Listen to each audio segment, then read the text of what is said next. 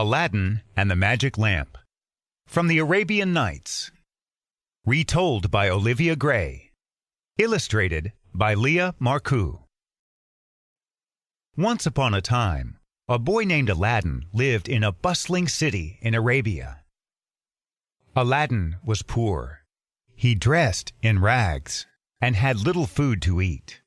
He spent his days in the market, doing small chores for money and begging for coins. He vowed that someday he would be as rich as the Sultan.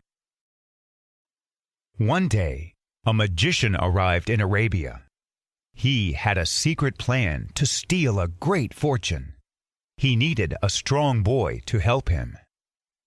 In the market, the magician noticed Aladdin. "I see you are very poor," the magician said. "Follow me, and I will make you rich." The two went into the desert, crossed a great valley, and came to a dark cave. "In the cave, there are 2 lamps," the magician said. "One has great powers, and one is worthless. Bring me the golden one, and I will give you a reward.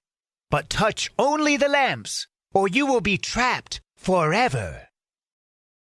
Aladdin climbed down into the narrow, damp cave. He reached the bottom and saw a great cavern. The sun began to rise.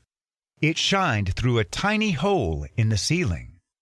The bright light bounced off giant piles of rubies, emeralds, diamonds, gold, and pearls.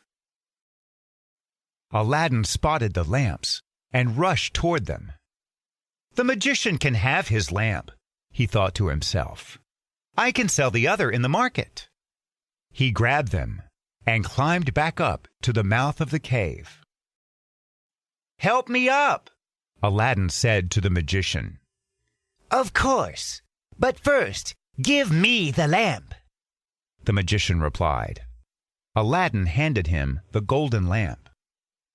Instead of pulling Aladdin to safety, the magician sealed the cave and ran away.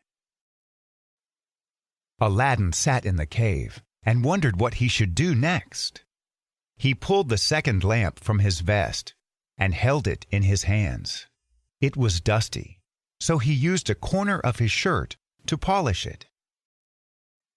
A puff of smoke rose from the lamp and filled the cavern. When the smoke cleared, Aladdin saw a figure floating before him. "I am the genie of the lamp," he said. "Your wish is my command." "I wish to go home," said Aladdin. In the blink of an eye, Aladdin was sitting in his humble home. Thinking he had imagined the whole thing, Aladdin pulled the lamp from his vest pocket. He rubbed it once more. Again, the genie appeared. "What is your wish, master?"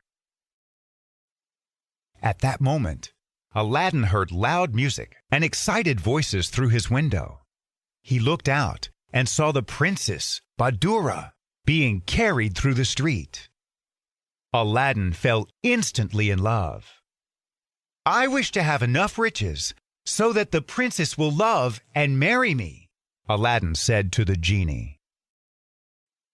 Aladdin was instantly transported to a magnificent palace.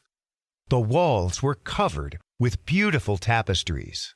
The windows and doors were encrusted with jewels.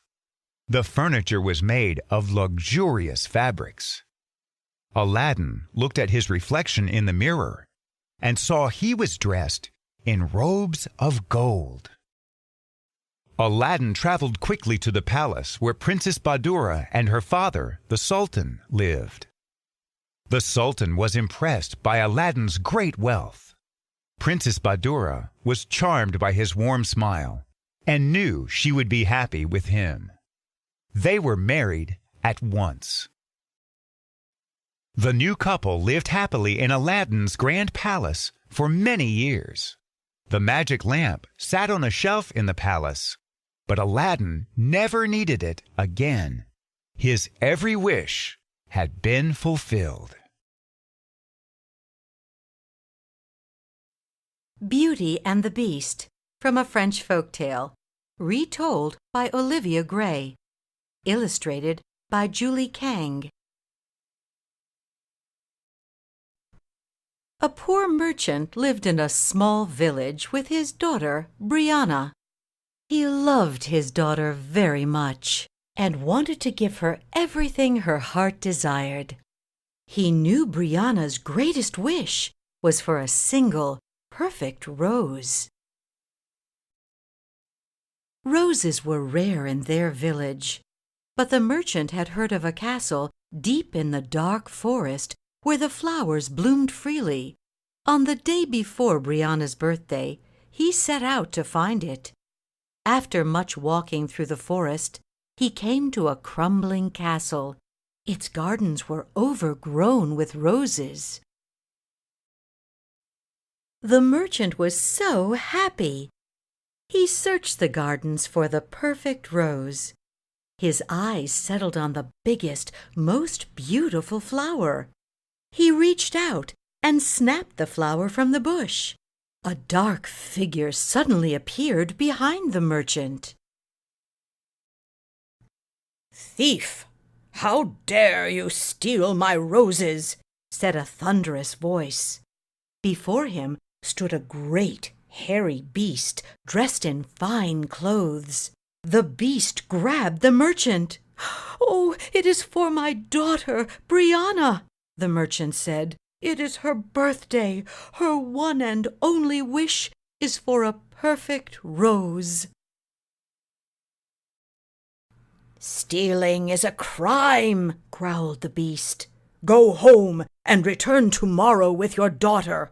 I will tell you your punishment then. If you don't return, I will find you." The merchant apologized and rushed home. When they returned to the castle, the beast spoke again. "Merchant, you should be locked in the dungeon for stealing, but I will forgive your crime if your daughter agrees to visit me each day in my garden." The merchant was about to refuse when Brianna said, "Father, you took the rose for me. I will do as he asks." Every morning Brianna traveled to the castle. She was terrified of the beast. When he would try to walk beside her in the garden, Brianna would tremble with fear. The beast tried his best to be kind to the girl. He knew that his appearance made people afraid. One afternoon, Brianna began crying. "Do not cry, Brianna," said the beast. "I know that you are scared of me. I promise I will never hurt you." The beast began to hand Brianna a bouquet. As he drew near, he slipped on a muddy puddle. He tumbled to the ground. The roses flew everywhere. Brianna could not help but laugh. The beast at first grew angry, but seeing Brianna's beautiful smile melted his heart. The two laughed together as Brianna helped him from the mud. Over the course of the winter, they spent a lot of time talking and laughing together.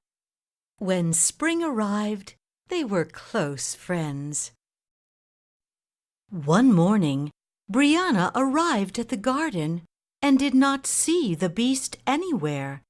When he did not show up in the afternoon, she became worried. She heard a soft whimper from outside the garden.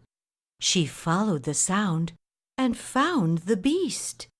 He was lying on the ground, bleeding from a gash in his arm. Brianna kneeled beside the beast. He growled in pain, but Brianna was not scared. She quickly wrapped a cloth around his wound. She gave the Beast a gentle pat and kissed him on the cheek. A great mist encircled the Beast. He was transformed into a handsome prince before Brianna's eyes. "I have been under an evil curse for many years," said the prince. "Your kindness has broken the spell. My castle and its gardens are yours, along with my heart." Brianna smiled. She loved the prince too, not for the handsome man he had become, but for the kind heart he had always shown. The two were soon married. Every day they walked through the gardens, and every day the prince happily gathered the best roses for his beautiful bride, Brianna.